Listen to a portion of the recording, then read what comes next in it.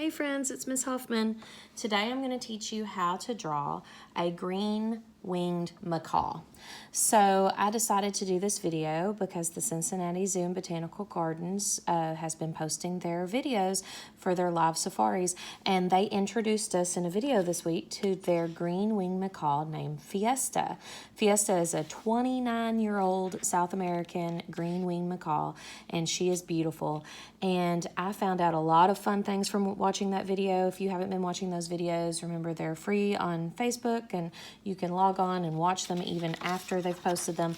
And I found out that macaws live to be 60 years old in the wild, and they live in big groups of birds, kind of like they do on the movie Rio. The blue macaws live in big groups. They do that in the wild, and even though they're so bright and colorful, they have reds and greens and blues and light blues and dark blues. They have all these beautiful shades and tints of green and blue in their feathers. Scientists say that that is actually camouflage for the South American rainforest because they live up in the top of the canopies where there's lots of fruit and vegetation, and they blend in really well. And so I found that really interesting. The video is really interesting on Fiesta if you have a chance to watch that. But we are going to learn how to draw this green-winged macaw. And green-winged macaws are the ones that are, you've probably seen pictures of them a lot. They're red throughout most of their body. Their head feathers and their body feathers are mostly red, but on their wings, it's a lot of light green and dark green, light blue and dark blue feathers with some red mixed in. And they're really beautiful.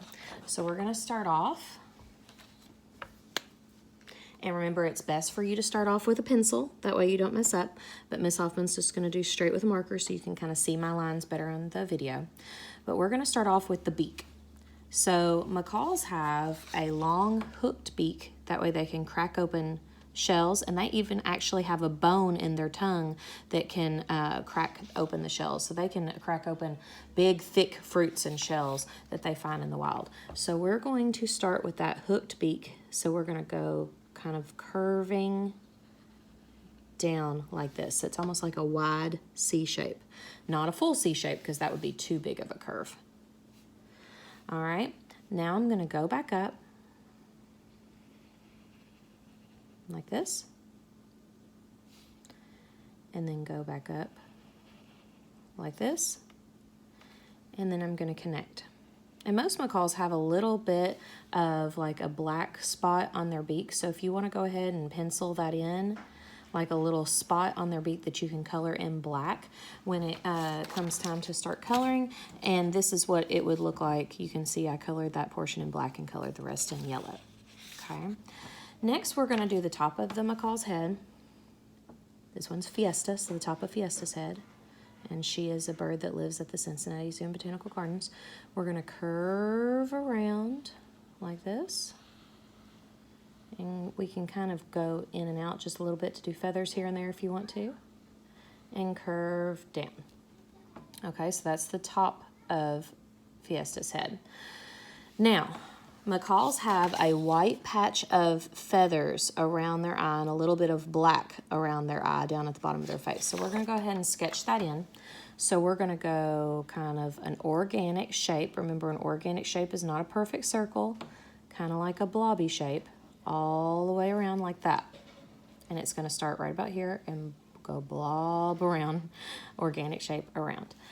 Now I'm going to draw the black portion of the feathers, and now I'm going to go ahead and pencil or sketch in the eye. I'm going to do a circle. Macaws have skin and feathers that kind of go up over their eye, so they have like a flap of skin and feathers around their eye. So I'm going to kind of draw that, and that would be left white. Okay, and then I'm going to draw the iris, which is the green portion of her eye, a little light reflection, and then a little pupil.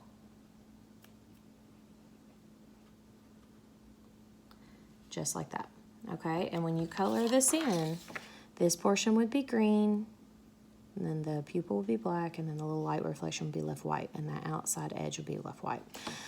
You can even see I took a little bit of gray crayon and did some little lines around the eye to make it look like little folds in the feathers. You can do that when it's time to color. All right, Next, we're going to go ahead and start the body of this macaw.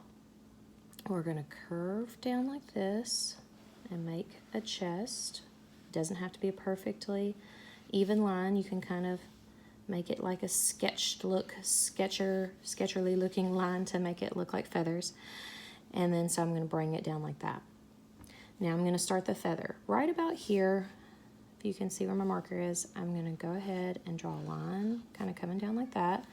And then I'm going to draw loop, loop, loop, loop, loop until I run out of room on my paper. Then I'm going to go across right here where I made those loops. Loop, loop, loop, loop, loop, loop, loop, loop, loop, loop, loop, like big U's. Loop, loop, loop, loop, and then continue. Then I'm going to bring this down and connect it. Make it like a wing. This part I'm going to bring down for the back of the macaw. And then her other wing can kind of be behind back here. You can add a few feathers back here where it's kind of tucked behind her. And you can see that on this one. Here we have the beak, the blobby shape around her eye, her head. Here's her wing extending this way, another wing behind her. Now we're going to start forming the legs and the tail. To form the leg, we're going to go right here from where we had on her chest. We're going to go down, over a little bit, up a little bit, and then we're going to connect into the wing. We're going to do another one right here. So it kind of looks like this leg's kind of tucked behind her. Down a little bit, over and connect. Okay. Now we're going to do her tail feathers extending back this way. So we're going to do long, skinny U shape, long, skinny U shape, long, skinny U shape, and you're going to continue doing that until you fill that in to make the legs. You can go back in and add a few little U's to look like ruffles of feathers. Then you can do 2 lines down kind of at an angle, 2 lines down kind of at an angle, and then curve this way, curve this way, down a little bit, connect, and that's going to be her foot. Curve this way, down a little bit, and connect. And then we can have her sitting on a tree branch. We can have her sitting on a tree, whatever we want. But this is what it looks like when it's all done. So again, the steps were curve down, curve up, connect. Then we had a curve line coming for the back of the head and down. Curve line under the chin and down. And then we had the wings going this way, the tail going this way, the legs and the feet. When you color this, a green-winged macaw is mostly red again, but with green and blue in the wings. And they call them the green-winged macaw, but they are actually more than just green. Lots of shades and tints of greens and blues. And if you're going to make this a blue macaw is mostly all blue. But I hope you enjoyed this. I hope you have fun drawing. Please share with us if you draw. I would love to see your work. Hope to see you soon. Bye.